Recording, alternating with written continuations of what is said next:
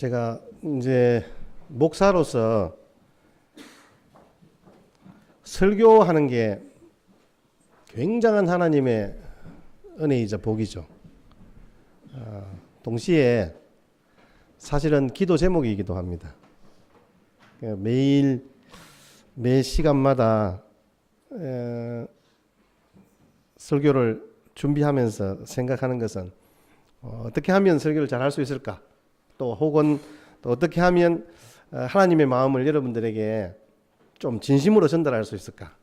어떤 이런 마음들이 매일 하루에도 정말 12번 제가 걸음을 옮길 때마다 앞에 차가 있는데 차를 운전할 때마다 그래요. 또 들어올 때마다 그런 생각하고 사람들을 만날 때마다 그런 부담감이 있어요. 근데 여러분 설교를 처음 하는 혹은 목사나 강도사가 얼마나 긴장이 되겠어요. 어느 교회에 초년생 목사가 부임을 했는데 이제 담임으로 부임을 하니까 이게 굉장히 긴장을 해서 그날 따라서 마이크까지 말썽을 부려. 요즘 우리 교회 마이크가 참 좋죠. 잘 들리시죠? 예, 좀 이렇게 스피커도 달고 이러니까 아주 좀 잘 들려요. 옛날과는 완전 천지 차이예요.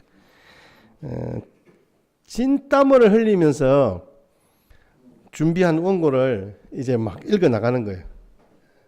읽어 나가는데 뒤에 앉으신 연세 드신 분이 목사님이 뭐라고 이야기하는데 들리지를 않는 거예요. 목사님 안 들려요. 이렇게 조그마한 소리로 이야기했어요. 그러니까 앞에 있던 분이 뒤에 돌아보면서 뭐라고 한지 아세요? 차라리 안 듣는 게 나아 이렇게 했어요. 차라리 안 듣는 게 나아. 그런데 여러분 오늘 여러분 안 들으시면 안 돼요. 왜냐하면 하나님께서 우리를 통해서 이 땅 가운데 해야 할 귀한 사명과 은혜들을 같이 함께 나누고 싶은 마음들이 있어요. 오늘 내용은 구약의 축도 이렇게 이야기를 할 수 있어요. 그러니까 어떤 분들은 예배 시간 늦었더라고 나갈 때는 축도 끝날 때까지 나가지 말아야 된다. 뭐 이렇게 말씀을 하기도 하는데 왜냐하면 이 축도라는 것은 하나님께서 공적인 예배에 목사에게 위임한 축복 기도예요. 한번 생각해 보세요.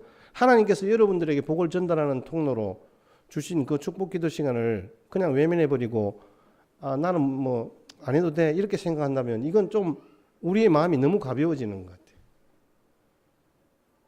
성경의 축도의 구절들이 꽤 많아요. 한 군데만 있는 게 아니에요. 오늘 구약 성경의 본문들은 오늘 이 민수기 6장 22절부터 27절 말씀에 구약의 축도, 특별히 모세를 통해서 아론과 그의 제사장들에게 이스라엘 백성들에게 어떻게 축복 기도를 해야 된다는 것을 가르쳐 주시는 내용이에요.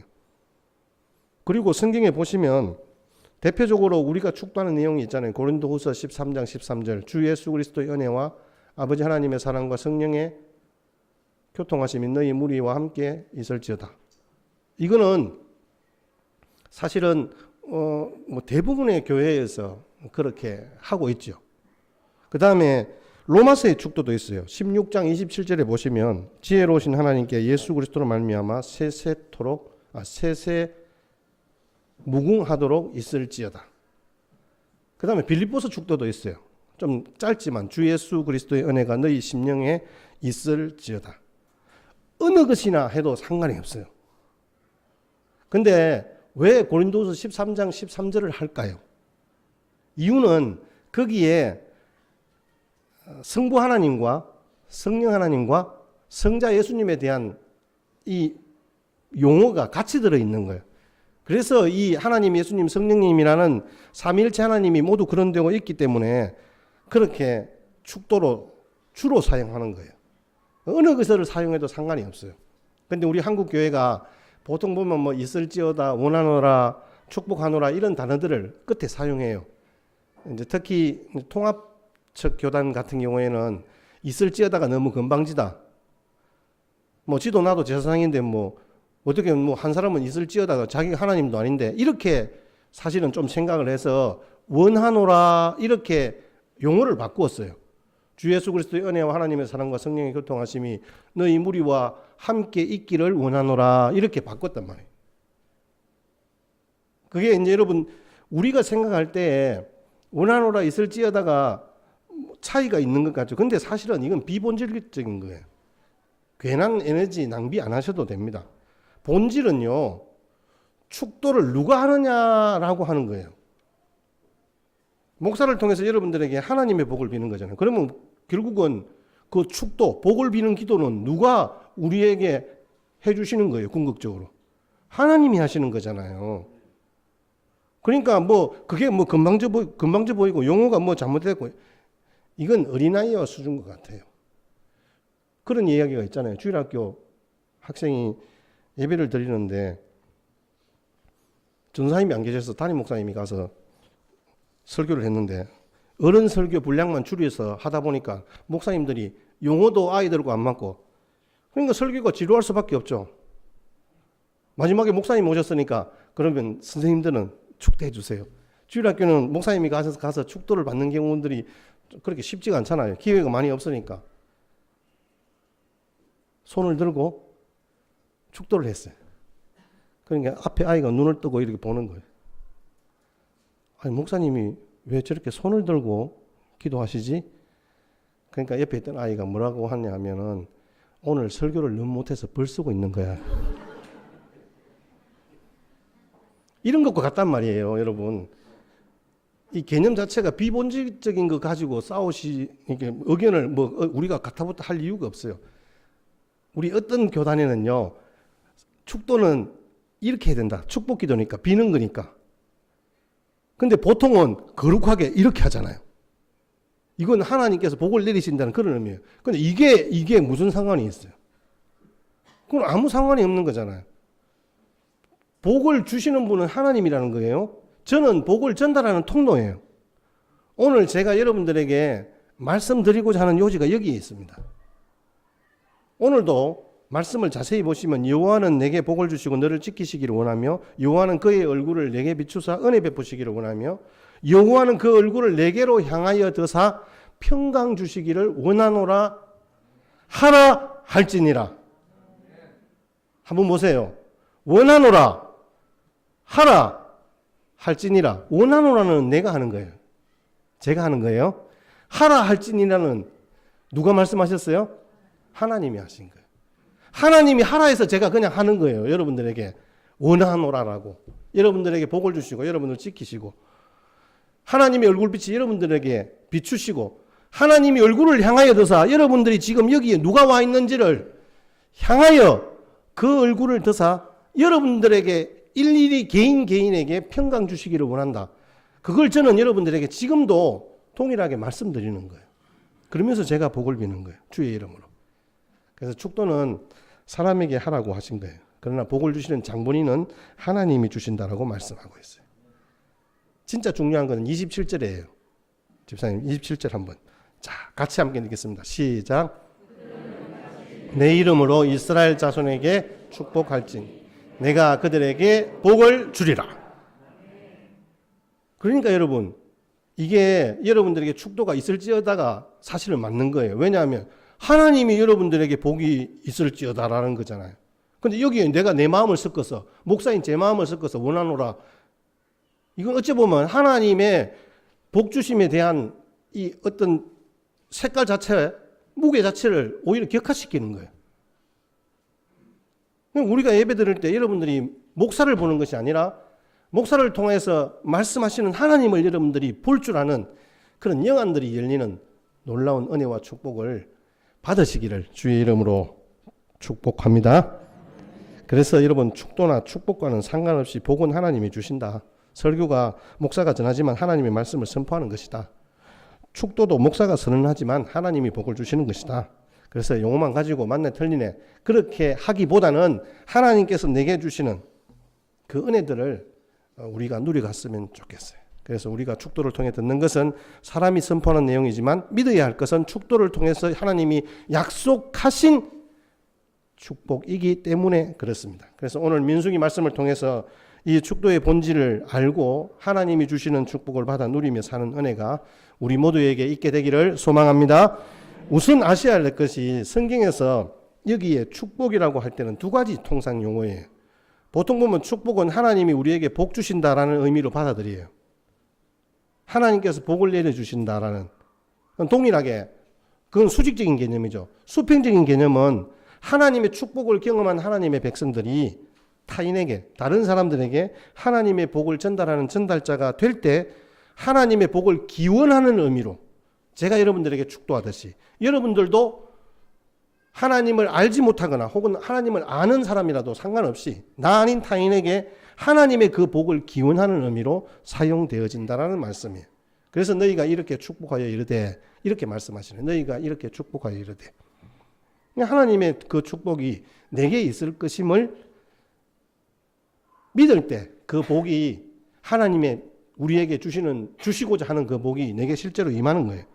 그래서 또한 받은 축복을 이웃을 향해 나눔의 선포를 하는 저와 여러분 되시기를 바랍니다. 다시 말해서 예배를 통해서 축도를 받았으면 세상에서 받는 축복을 가족과 이웃을 위해서 축복하며 살라는 말씀이에요. 하나님이 내게 주신 복이 있다면 그것이 아멘 되어졌다면 내가 받은 그 복을 동일하게 다른 사람들에게 나누며 살아가는 거죠.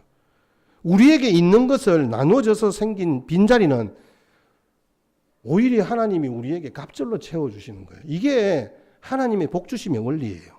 반드시 채워주고 반드시 채워주신다는 말씀이에요. 물질이 그렇고 사랑과 용서가 그렇고 하나님의 축복하심도 그렇습니다. 그래서 여호와는 여러분에게 복을 주시고 여러분을 지키시기를 원한다라는 이 말씀은 육신적인 복을 의미합니다. 이 베라카라는 단어인데요. 이 육신적인 복은 결국은 뭐 현세적인 복도 마찬가지이지만 내세적인 복도 같이 이야기하는 거예요. 우리에게 주시는 육신적인 복. 현세에는 내가 지금 이렇게 살아가고 있고 강건하게 살아가고 있고 내세에는 영원토록 주님과 함께 살아가는 거잖아요. 이게 베라카라는 말씀의 단어예요. 지키시기를 원한다. 지키시기를 원한다. 하나님께서 우리를 둘레에 가시를 울타리를 쳐서 양을 보호할 수 있듯이 하나님께서 세상에 살면서 맞닥뜨리게 되는 모든 사단의 시험으로부터 우리 성도들을 막아주시겠다는 하나님의 약속의 말씀이에요. 이게 바로 사마르라는 단어인데요. 막아주시는 거예요. 울타리로 막아주신다는 말씀이에요. 이스라엘 백성들이 광야를 지날 때 그들 앞에 수많은 위험이 도사리고 있었습니다. 뜨거운 태양과 먹을 양식과 마실 물이 없었습니다. 맹수와 정갈들이 득실득실했습니다. 대적들의 공격은 말할 것도 없었고요. 이런 형편에서 무엇이 가장 절실했습니까? 그들의 생명을 보존받는 거잖아요. 그들을 지키시는 하나님이 딱 풀으며 하나님이 그 보호하신 울타리를 딱 열었을 때 어떤 일이 벌어질까요? 여러분 광야의 불뱀 사건을 아시죠? 하나님께서 그 모든 것들로부터 지키시기 위해서 울타리를 탁 치고 계셨는데 그들이 스스로 나 그거 보호받기 싫다. 열어달라. 하나님께서 여셨어요. 어떻게 되었습니까? 광야의 불뱀들이 나타나서 그들이 불뱀에 물려서 죽었습니다. 그들이 고침받고 다시 회복될 수 있는 길은 그 구리뱀을 보는 것밖에 없었어요. 하나님께서 십자가에 달리신 예수 그리스도를 통해서 우리를 구원하시고 우리를 고치시고 우리를 하나님의 백성으로 삼으시겠다는 상징적인 사건이죠. 그뿐만 아닙니다. 하나님께서 앞길을 막아선 그 홍해를 갈라 길을 열어주셨어요. 갈 길을 몰라 헤맬 때에도 가나안 땅에 이르기까지 불기둥과 구름기둥으로 지키셨어요. 그동안 만나와 메추라기로 먹이셨어요. 반석에서 물이 나게 하셨어요. 그 모든 과정에서 모든 대적들을 다 물리치시고 막아주셨잖아요. 이렇게 하나님께서 우리를 지키시기를 원하신다는 말이에요. 그래서 오늘도 하나님께서 우리에게 이렇게 말씀하십니다. 이사야서 41장 10절 말씀에 두려워 말라 내가 너와 함께하라 함이라. 놀라지 말라 나는 네 하나님이 됩니다. 내가 너를 굳세게 하리라. 참으로 너를 도와주리라. 참으로 너의 오른손으로 너를 붙들리라고. 주님께서 우리에게 약속하시는 바 내가 너를 지키기를 원한다라는 말씀. 여러분 시대가 발전할수록 우리를 위협하는 것들은 다 늘어나잖아요. 우리 주변에 온갖 위험한 것들이 특히 지금 뭐 어떻게 해요? 코로나19 우리가 예상했습니까? 전혀 예상치도 못했던 이 질병들 각종 교통사고들과 전쟁과 지진으로부터 하나님께서 생명을 지켜주셔야 우리가 살 수 있습니다. 우리의 건강을 하나님이 지켜주셔야 우리가 살아갈 수 있습니다. 물질도 하나님이 붙드셔야 지켜주셔야 어려움을 당하지 않는 거예요. 우리의 가정과 가족과 직장과 이웃을 지켜주셔야 행복할 수 있고 성공도 할 수 있는 거예요. 지금까지 그렇게 우리를 지켜주신 하나님이 앞으로의 삶들도 주님이 지키시고 인도하여 주실 줄 믿습니다. 그 다음 구절이 우리에게 주시는 하나님의 영적인 복이에요. 영혼의 복입니다. 자, 우리 여호와는 그의 얼굴을 여러분에게 비추사 은혜 베푸시기를 원합니다. 주님이 우리에게 약속하신 복이에요. 25절 말씀 같이 함께 보겠습니다. 시작. 여호와는 그의 얼굴을 내게 비추사 은혜 베푸시기를 원합니다. 예, 얼굴이 나오잖아요. 얼굴, 페이스. 이걸 히브리어로는 파님이라는 파님. 이 얼굴은 의미상으로는 전 인격과 품성을 뜻해요. 그러니까 하나님께서 우리에게 하나님의 그 얼굴들을 이렇게 비추신다 이렇게 이야기하는 것은 우리는 죄악되고 부족하고 인악한 우리의 모습을 하나님의 영광스러운 광채와 사실은 같이 접할 수가 없잖아요. 그럼에도 불구하고 하나님께서 그 얼굴빛을 우리에게 비추어 주신다. 생명과 구원의 빛으로 우리를 안아주신다는 말씀이에요. 은혜 베푸신다는 말이에요. 도저히 같이 함께 할 수 없는 하나님의 은혜가 우리 가운데 임하신다는 말씀이에요. 은혜라는 단어가 구부리다, 아랫사람에게 몸을 굽히다 이런 뜻이에요. 주인이 종에게 허리를 굽혀서 인사하는 거예요. 이걸 신학적인 단어로는 긍휼히 여기다라는 단어를 사용합니다. 근데 보통 보면 우리는 긍휼히 여기다는 단어를 불쌍히 여긴다는 이런 단어로 보잖아요. 아, 그 사람 내가 봐주지 뭐. 그 사람 참 불쌍해. 내가 돈 얼마 좀 도와주지. 불쌍하고 가볍게 여겨서 뭔가를 도와주는 것을 긍휼히 여긴다. 그렇게 생각을 하는 거예요. 사실은 그런 개념보다는 하나님께서 우리 자녀들을 대할 때 어떤 모습으로 대합니까? 우리는 빚진 자였단 말이에요. 제가 우리 집사님에게 1,000만 원을 빚졌어요. 그러면 제가 어떻게 할까요? 주일날 볼 때마다 할 수만 있으면 집사님이 오는 동선을 보고 저는 이 길로 가요. 얼굴 부딪히기 싫어요. 누가 잘못했는데요? 내가 잘못했어요. 내가 돈을 빌렸고 내가 부담이 있는데 내가 피하는 거예요. 그런데 하나님께서 그 빚을 갚아주신 거예요. 그게 바로 긍휼히 여기다는 의미예요. 죄 있는 사람을 죄 없게 만드셨다는 말씀이에요. 하나님께서는 우리를 그렇게 긍휼히 여기시고 우리에게 그 자존감을 회복시키시고 하나님의 자녀로서 삶을 살아갈 수 있게 하신 거예요. 하나님이 우리가 지은 죄로 인해서 우리를 향해 얼굴을 돌려 외면하시고 진노하시기만 하면 우리에게 무슨 소망이 있겠습니까, 여러분? 하나님의 은혜란 죄로 말미암아 죽을 수밖에 없는 우리들을 우리의 죄값 대신해서 아들 예수님이 십자가에 못 박혀 죽으시는 정말 다함이 없는 긍휼히 여기심, 그 사랑하심으로 우리를 구원받아 하나님의 자녀 삼아 주신 거예요. 이게 바로 은혜란 말이에요. 그 얼굴빛을 우리에게 비추어 주신다라는 말씀입니다. 죄가 있는 자가 이제 죄사함을 받게 된 겁니다. 슬픔이 있는 자 이제 기쁨을 얻게 되는 거예요. 무능한 자 능력을 얻게 되는 거예요. 소망이 없는 자 소망을 얻게 된다라는 말씀입니다. 축도가 이것을 선포하는 거예요, 여러분.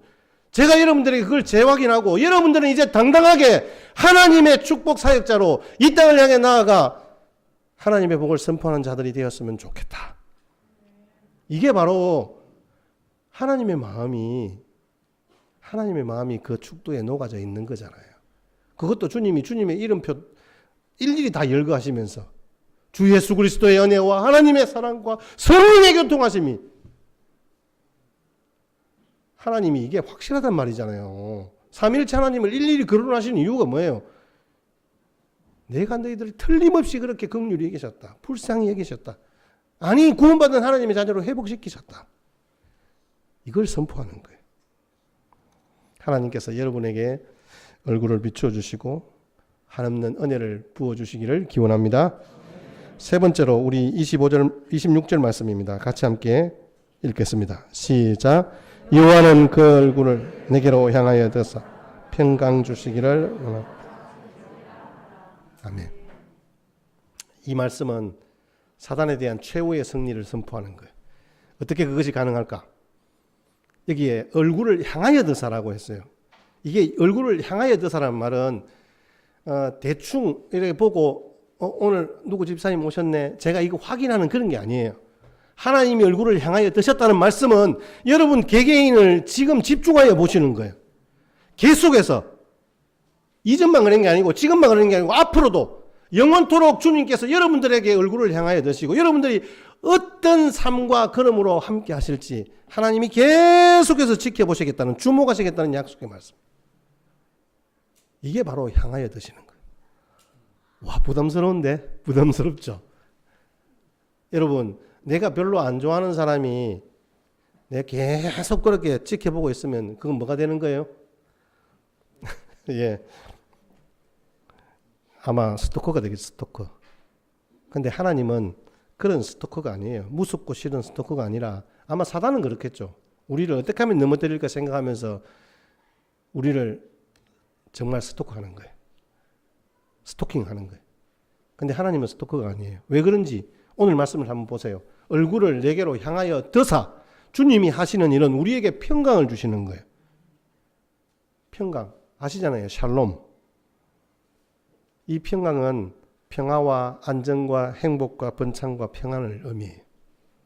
아무리 재물과 부귀영화를 얻어도 그것을 누릴 만한 평강이 없으면 우리에게 아무 유익이 없잖아요. 전도서 6장 2절 말씀에 솔로몬이 이렇게 말합니다. 같이 함께 읽겠습니다. 시작. 어떤 사람은 그 심령의 모든 소원에 부족함이 없이 재물과 부요와 존귀를 하나님께 받았으나 능히 누리게 하심을 얻지 못하였으니 다른 사람이 누리나니 이것도 떼어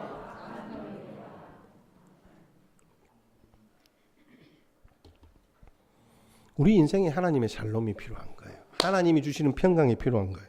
예수님이 이 땅에 오신 목적도 뭐라고 이야기합니까? 예수님이 우리에게 평강 주시기를 원하는 거잖아요. 누가복음 2장 14절에 주님이 오실 때 지극히 높은 곳에서는 하나님께 영광이요 땅에서는 기뻐하심을 받은 사람들 중에 평화로다라고 말씀하시죠. 주님이 오신 것이 기쁜 것은 주님이 우리에게 주시는 평화 때문이에요.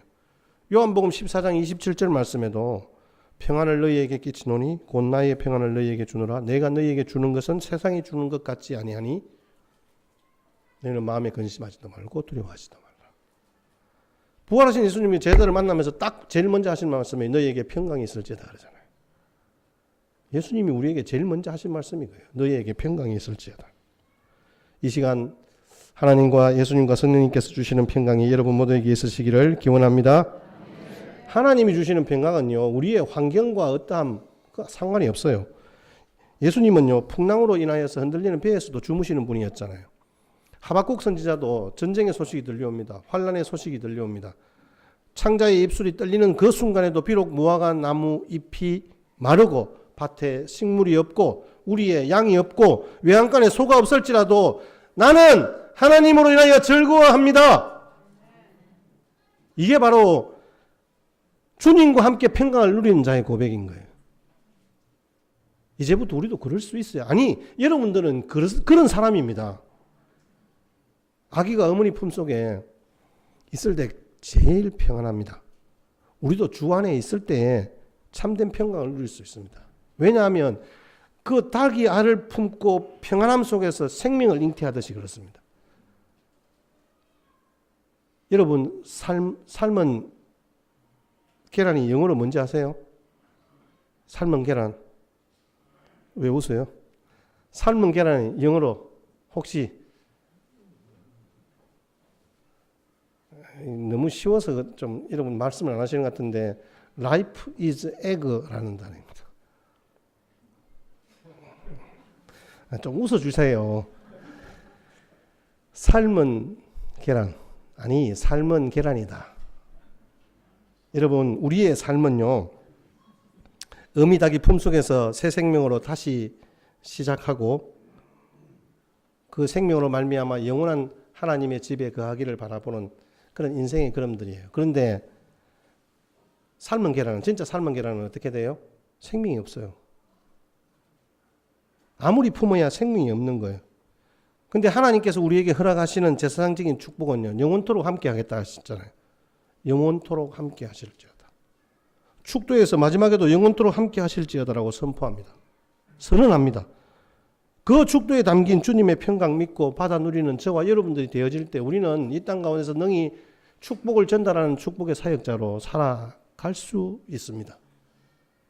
사도 바울을 통해서 예수님께서 우리에게 주신 약속의 말씀이 빌립보서 4장 6절 7절 말씀인데요. 아무것도 염려하지 말고 오직 모든 일에 기도와 간구로 너희 구할 것을 하나님께 아뢰라. 그리하면 모든 지각에 뛰어난 하나님의 평강이 그리스도 예수 안에서 너희 마음과 생각을 지키시리라. 여러분, 하나님의 평강이 영원토록 여러분들과 함께 하심으로 말미암아 여러분들의 마음과 생각을 지키시겠다는 하나님의 약속의 말씀이 오늘도 유효한 줄 믿습니다. 다시 강조드리지만 여러분, 축도는요, 목사가 전할지라도 내용은 하나님의 약속입니다. 하나님이 여러분들에게 말씀하시는 거예요. 27절에 그들이 이같이 내 이름으로 이스라엘 자손에게 축복할지니 내가 그들에게 복을 주리라. 내가 그들에게 복을 주리라 그러잖아요. 누구들로 축복을 전하라고 했습니까? 하나님을 믿는 우리에게 복을 전하라고 말씀하십니다. 누구를 축복하라고 했습니까? 내 모든 가족과 이웃과 세상 사람들에게 하나님의 복 주심을 전하라고 말씀하셨잖아요. 근데 누가 축복한다고 했습니까? 내가 그들에게 복을 주리라. 복은 하나님이 주신다는 말씀이에요. 그래서 목사는 성도들에게 축도하는 거예요. 하나님께서 복을 주시라고. 그래서 여러분들은 다른 사람들을 축복해야 합니다. 왜냐? 여러분들은 왕 같은 제사장들이기 때문입니다. 주 예수 그리스도의 은혜와 하나님의 사랑과 성령의 교통하심이 여러분 모두에게 함께 하시기를 축원합니다.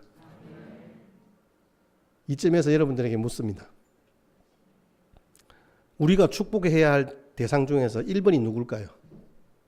내가 그러면 축복해야 할 대상의 1번 누굴까요? 손 들어보세요. 이렇게 손. 내 가슴에 손을 얹고 여러분,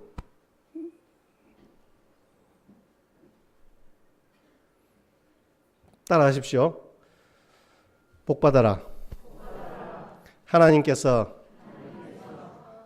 너를 지키시기를 원한다.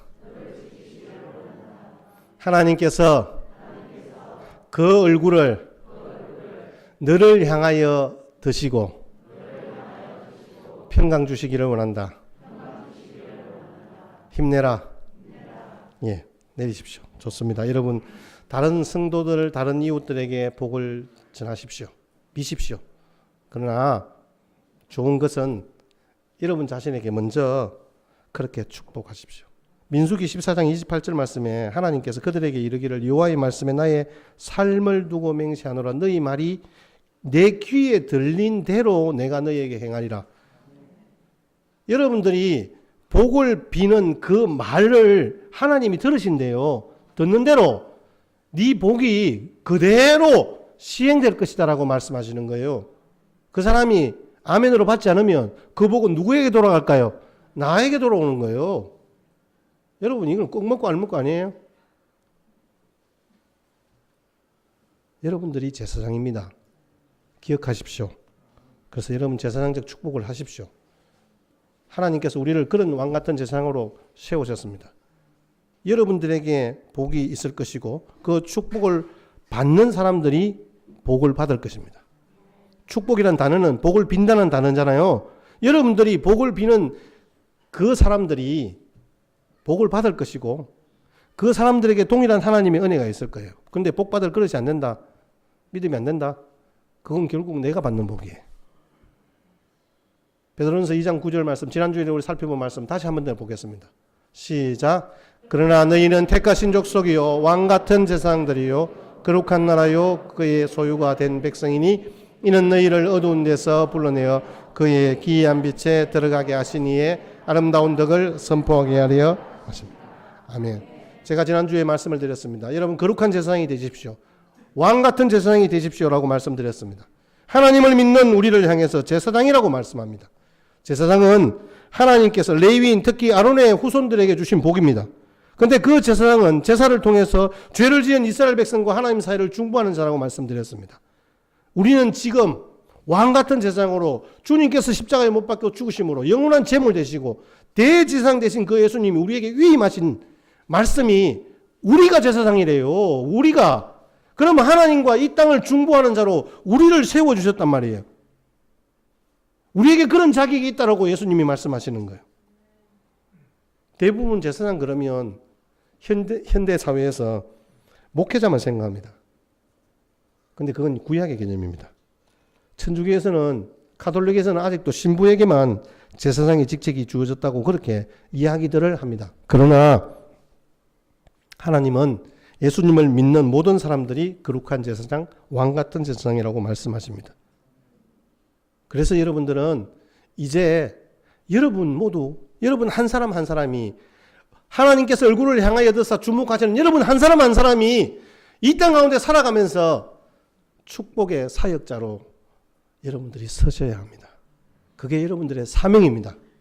여러분들의 사명은 하나님의 복을 전달하는 귀한 사역자임을 기억하시기를 주의 이름으로 축복합니다.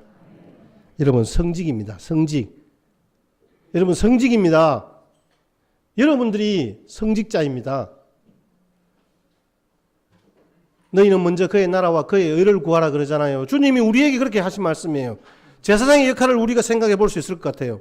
보통 우리는 하나님 나라 그러면 천국, 죽으면 가는 나라. 근데 성경에서 말하는 하나님 나라는 그게 아니에요. 나라라는 단어는 이 말구트라는 그런 단어인데요. 다스림, 통치, 권위 이런 뜻입니다. 하나님 나라를 구하라는 말씀은 하나님의 정신과 뜻으로 다스려지고 통치되는 것으로 만들어라는 거예요. 하나님의 뜻이 하나님의 마음이 전달되어지고 증거되어지는 그런 나라로 만들어라는 거예요. 회사를 경영하든 직장 생활을 하든 가사일을 하든 공부를 하든 어디에든 무엇을 하든지 하나님의 정신과 뜻이 실현되는 곳이 되도록 만들어라는 말씀입니다. 하나님의 백성답게 살아서 하나님을 알지 못하는 사람들에게 하나님의 세계를 보여주는 거죠. 회사를 운영하는 분들은 돈을 많이 벌려고 혹은 돈을 많이 벌어서 선교 사업을 한다는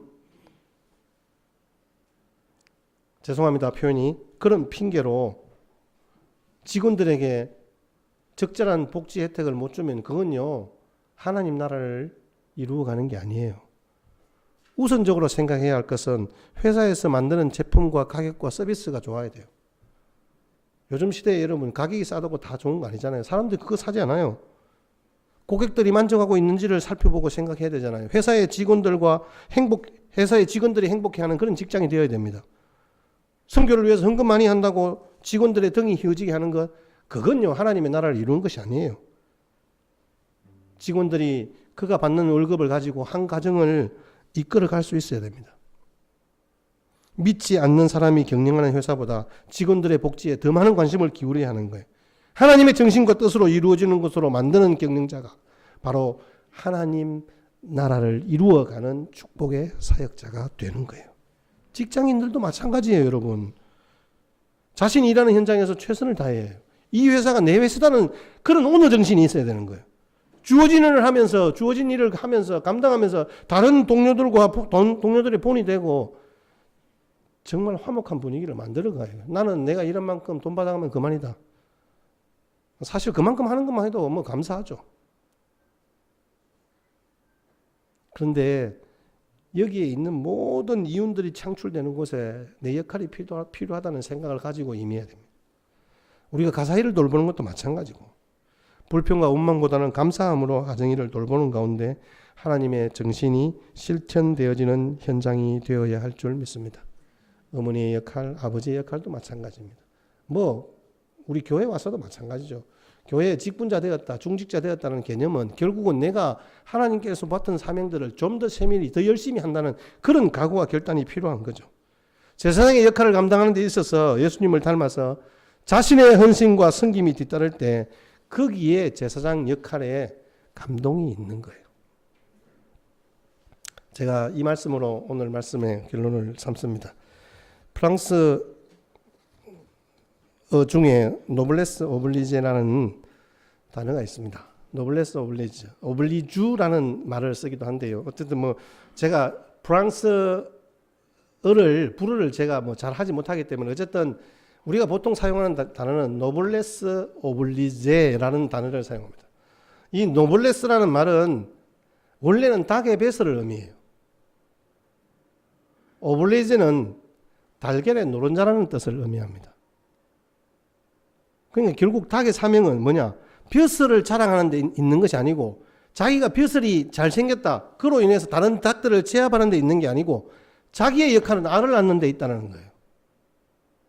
그래서 이 노블레스 오블리제가 큰 벼슬을 가진 신분의 사람일수록 그 신분을 자랑하기보다 그 사회를 위해서 더 많은 의무와 헌신을 해야 된다는 의미로 쓰여지는 단어입니다. 이 땅에 있는 권세와 나름대로 가진 자들에 대한 비꼬는 말로 사용되어지고 있지만 실제로 1834년도에 있었던 에드워드 3세가 프랑스 칼레라는 지역을 정복하려고 했는데 그 칼레라는 지역에서 사람들이 뭐랄까요, 이게 버티기를 너무 잘한 거예요. 그래서 수차례 공격 끝에 결국은 항복을 받아냈어요. 그래서 항복 사절단을 칼레에서 보냈어요. 그런데 조건이 있었어요. 에드워드 3세가 보냈어요. 여러분, 너희들이 항복한 건 좋다. 내가 다 살려준다. 그런데 너희들이 지금까지 우리가 처음에 너희들에게 항복을 요구했는데 너희들이 듣지 않았다. 수많은 인명들이 손실되었고 우리들도 너희들에게 이러한 보장의 조건으로 너희들이 6명의 목을 내놔라. 이렇게 이야기한 거예요. 근데 거기에서 실제로 이 프랑스 칼레에서 제일 부자 된 웨스타슈 드 생피에르라는 그 사람이 제일 먼저 내가 처형당하겠습니다라고 나선 거예요. 그 뒤를 이어서 시장, 상인의 대표, 법률가 6명이 처형에 동참하게 된 거예요. 근데 이 소식을 들은 에드워드 3세의 그 부인이 왕비가 임신을 하고 있었어요. 그들이 백성들을 위해서 헌신하겠다는 그 희생 정신에 감복해서 그 처형을 면해 주었던 거예요. 사형을 면해 주었던 거예요. 이 이야기가 역사가에서 기록되고 높은 신분에 따른 도덕적 의무인 이 노블레스 오블리제가 노블레스 오블리제라는 단어가 사용되어지게 된 역사적 기원이에요. 여러분 어떻습니까? 이 땅 가운데서 왕같은 제사장, 정말 축복 사역자로 살아가는 저와 여러분들이 한 몸 된 교회, 한 가족 교회를 이루고 살아갑니다. 여기에서 지금 우리가 추구해야 할 것이 무엇입니까?